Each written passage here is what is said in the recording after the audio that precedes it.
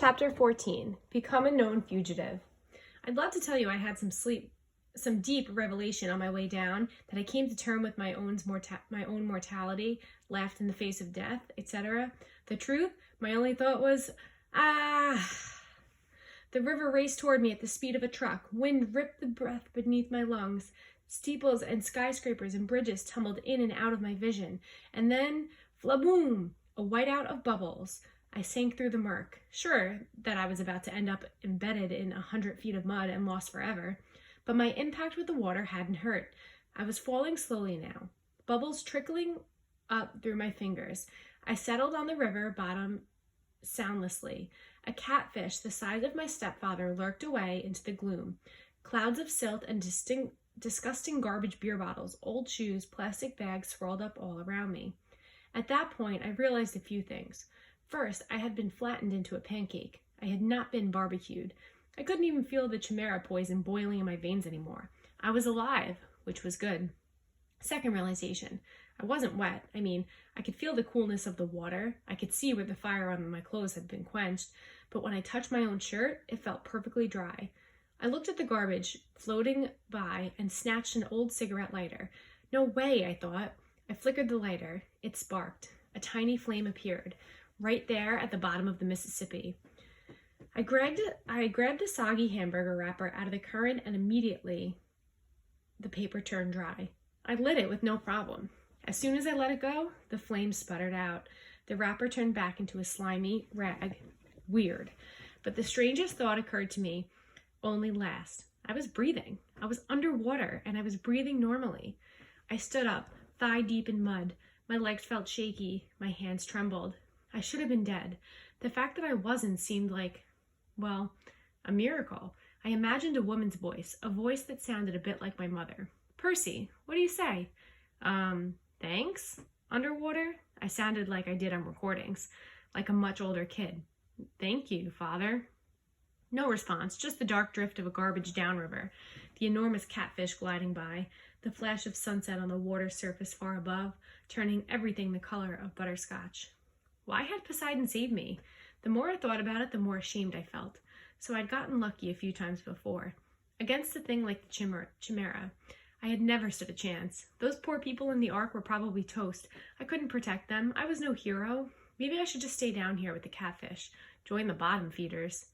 Thump, thump, thump. A riverboat's paddle wheel churned above me, swirling the silt around. There, not 5 feet in front of me, was my sword, its gleaming bronze hilt sticking up in the mud. I heard that woman's voice again. Percy, take the sword. Your father believes in you. This time, I knew the voice wasn't in my head. I wasn't imagining it. Her words seemed to come from everywhere, rippling through the water like dolphin sonar. Where are you? I called aloud. Then through the gloom, I saw her.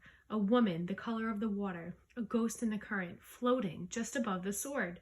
She had long, billowing hair, and her eyes, barely visible, were green like mine. A lump formed in my throat. I said, Mom? No, child, only a messenger. Though your mother's fate is not as hopeless as you believe. Go to the beach in Santa Monica. What?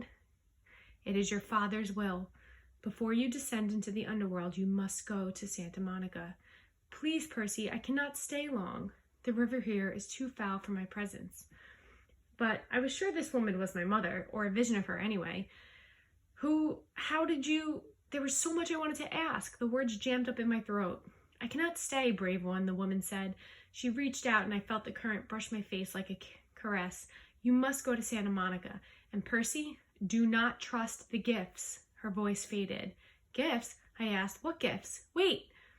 She made one more attempt to speak, but the sound was gone. Her image melted away. If it was my mother, I had lost her again. I felt like drowning myself. The only problem was I was immune to drowning. Your father believes in you, she had said. She also called me brave, unless she was talking to the catfish. I waded toward Riptide and grabbed it by the hilt. The chimera might still be up there with its snaky fat mother, waiting to finish me off. At the very least, the mortal police would be arriving, trying to figure out who had blown a hole in the Ark. If they found me, they'd have some questions. I capped my sword, stuck the ballpoint pen in my pocket. Thank you, Father, I said again to the dark water. Then I kicked up through the muck and swam for the surface. I came ashore next to a floating McDonald's. A block away, every emergency vehicle in St. Louis was surrounding the ark. Police helicopters circled overhead. The crowd of onlookers reminded me of Times Square on New Year's Eve. A little girl said, "Mama, that boy walked out of the water." "That's nice, dear," her mother said, craning her neck to watch the ambulances. "But he's dry." "That's nice, dear." A news lady was talking for the camera. Probably not a terrorist attack, we're told, but it's still very early in the investigation. The damage, as you can see, is very serious. We're trying to get some of the survivors to question them about eyewitness reports of some falling from the ark. Survivors, I felt a surge of relief. Maybe the park ranger and that family made it out safely. I hope Annabeth and Grover were okay. I tried to push through the crowd to see what was going on inside the police line. "An adolescent boy," another reporter was saying. "Channel 5 has learned that the surveillance cameras show that an adolescent boy was going on the wild on an observation deck, somehow setting off this freak explosion. Hard to believe, John, but that's what we're hearing. Again, no confirmed fatalities." I backed away, trying to keep my head down. I had to go a long way around the police perimeter. Uniformed officers and news reporters were everywhere. I'd almost lost hope of ever finding Annabeth and Grover when a familiar voice bleated, "Percy!" I turned and got tackled by Grover's bear hug, or goat hug. He said, "We thought you'd gone to Hades the hard way." Annabeth stood behind him, trying to look angry. But even she seemed relieved to see me. "We can't leave you alone for 5 minutes. What happened?" I sort of fell. "Percy, 630 feet?"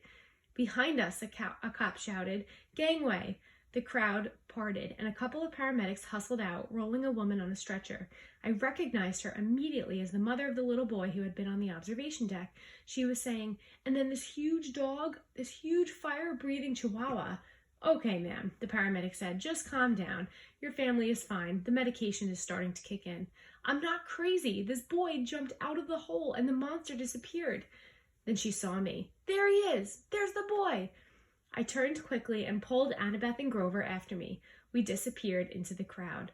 "What's going on?" Annabeth demanded. Was she talking about the chihuahua on the elevator?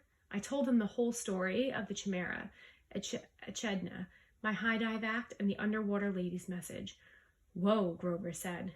"We've got to get you to Santa Monica. You can't ignore a summons from your dad."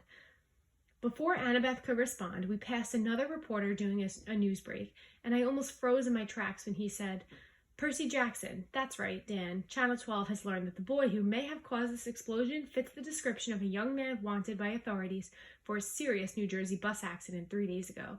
And the boy is believed to be traveling west. For our viewers at home, here is a photo of Percy Jackson." We ducked around the news vans and slipped into an alley. "First things first," I told Grover. "We've got to get out of this town." Somehow, we made it back to the Amtrak station without getting spotted. We got on board train just before it pulled out for Denver. The train trundled west as darkness fell. Police lights still pulsing against the St. Louis skyline behind us.